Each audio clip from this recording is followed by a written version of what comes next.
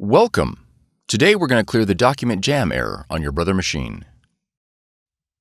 This video will cover multiple models and operating systems. Even though your machine may not match the model on the screen, the overall process will be the same. Open the scanner cover. Gently remove any jammed paper with both hands.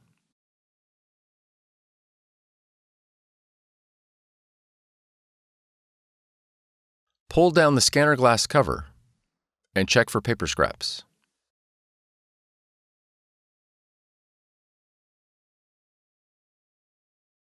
Close the scanner cover. Press the X icon on the touchscreen.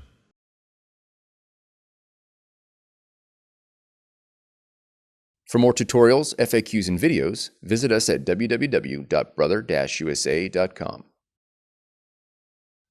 If you found this video helpful, be sure to subscribe.